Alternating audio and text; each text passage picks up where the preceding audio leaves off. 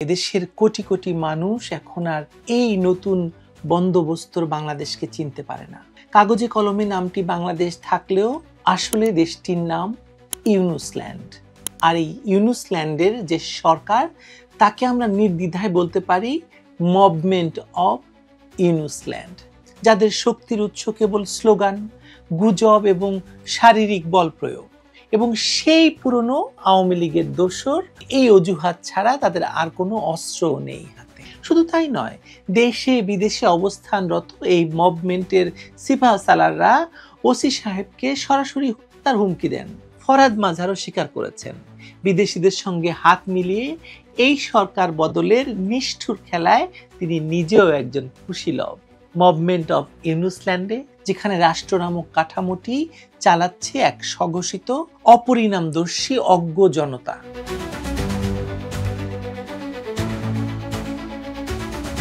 পৃথিবীর আর সকল দেশে একটি গভর্নমেন্ট আছে, কিন্তু ডক্টর ইউনূস তার সেই সঙ্গীদের নিয়ে ক্ষমতা দখল করে বাংলাদেশকে উপহার দিয়েছেন একটি মুভমেন্ট।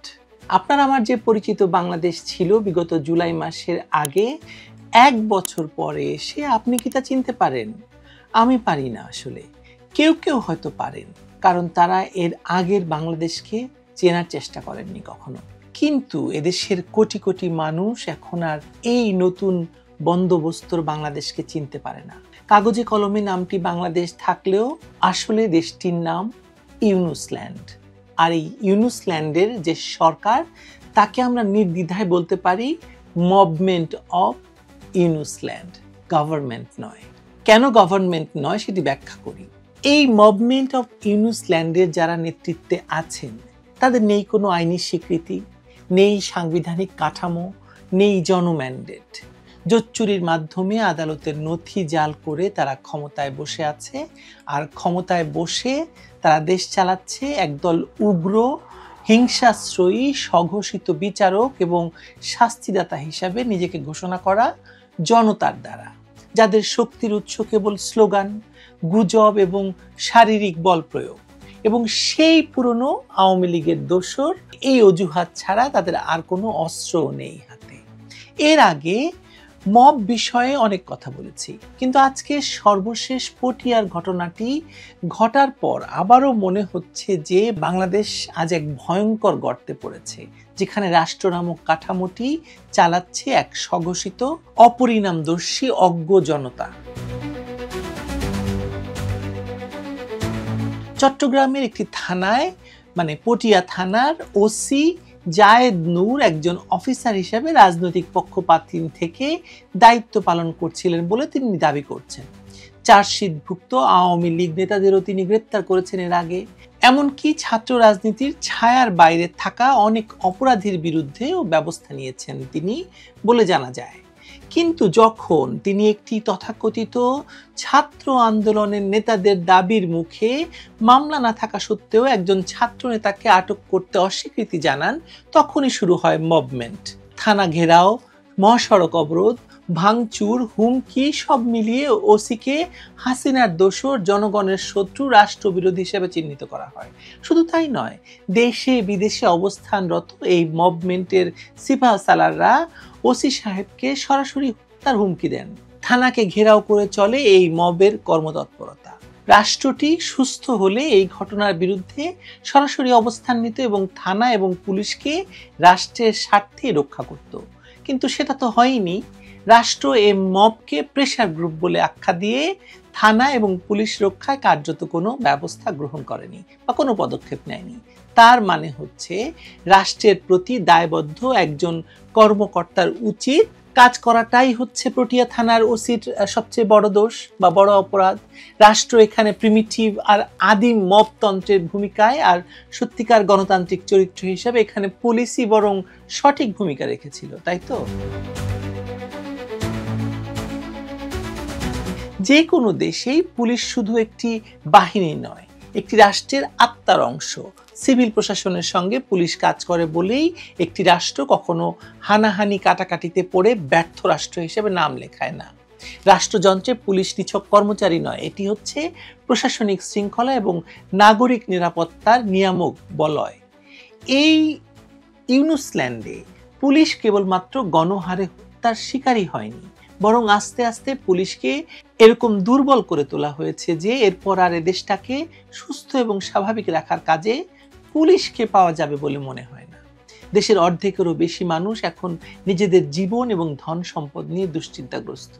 যে কোনো সময় এই মবতন্ত্র যে কারো বিরুদ্ধে নিজেদের উদ্যোগে কিংবা ভাড়ায় নেমে পড়তে পারে এবং মানুষের জীবন না, সম্পত্তি না, সবই করতে পারে।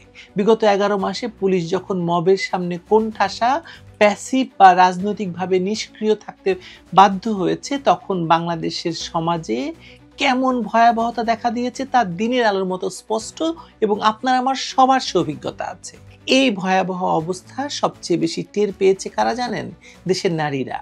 যেখানে পুলিশ নেই সেখানে প্রথমেই নারীর অধিকার নষ্ট হয়, শিশু নিরাপত্তাহীনতায় পড়ে এবং গোষ্ঠীভিত্তিক সহিংসতা বৈধতার রূপ লাভ করে। বিশ্বের কোনো রাষ্ট্রে আপনি পুলিশের দিকে হাত তুলতে পারবেন না। এমনকি সবচেয়ে উদার গণতান্ত্রিক রাষ্ট্রেও রাষ্ট্রীয় বাহিনীকে হুমকি দেওয়া মানেই রাষ্ট্রের অস্তিত্বে আঘাত। সেখানে পুলিশের গায়ে হাত তোলা মানে হচ্ছে মানবতার কেউ ধার ধারবে না, রাষ্ট্র তার প্রতিশোধ নেবে, হামলাকারীর বিরুদ্ধে ব্যবস্থা নেবে। বাংলাদেশে ঠিক উল্টো কাজ হচ্ছে। এখানে মবের হাতে হাজার খানেক পুলিশ হওয়াটাও যেন এনাফ নয়। এখন পুরো পুলিশ বাহিনীকে এরা গিলে খেয়ে ফেলতে চাইছে। ডক্টর মোহাম্মদ ইউনূসের নেতৃত্বাধীন সরকারের শাসনামলে ঝিকরগাছা উপজেলা যশোরে এক বুদ্ধি প্রতিবন্ধী নাগরিক রফিকুল আলমকে হত্যা করে 15 থেকে 20 জনের একটি দল, যাদের নেতৃত্বে ছিল স্থানীয় বিএনপি নেতার পুত্র। রফিকুল আলম আগে একটি সরকার প্রদত্ত সাহায্য ভাতা পেতেন।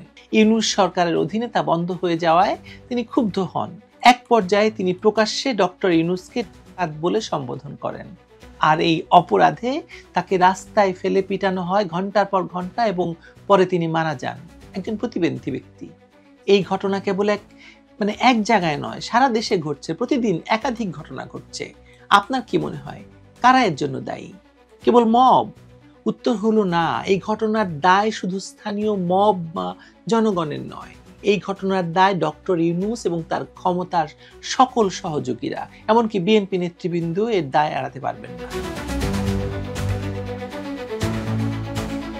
এই তো 2-3 দিন আগে ইউনূসল্যান্ডের প্রোপাগান্ডা সচিব বলেছেন এরা নাকি মব নয়, এরা প্রেশার গ্রুপ। কেউ কেউ দেখি মিউ মিউ করে জনগণকে ক্ষমতায়ন করার কথাও বলছেন, কিন্তু এদের কেউই জনসন্ত্রাস আর জনগণকে নায়ক বানানোর মধ্যে যে বিস্তর পার্থক্য থাকে সেটি দেখতে পাচ্ছেন না বা দেখতে চাইছেন না।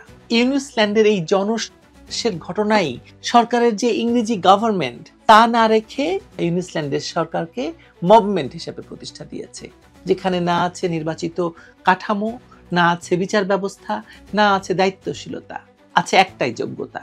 কে কত বেশি রাষ্ট্রবিরোধী স্লোগান দিতে পারে, কে কত দ্রুত একজন পুলিশ সদস্য বা সরকারি কর্মকর্তাকে সোশ্যাল মিডিয়ায় দালাল বলে ভাইরাল করতে পারে, তাকে জুতোপিটা করতে পারে, তাকে করতে পারে। ইভেন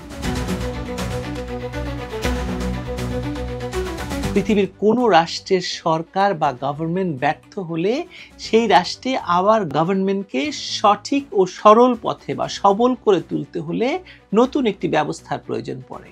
কিন্তু ইউনূসল্যান্ডের এই নয়া বন্দোবস্তর নামে একটি গভর্নমেন্টকে সরিয়ে মভমেন্ট কায়েম করা হয়েছে।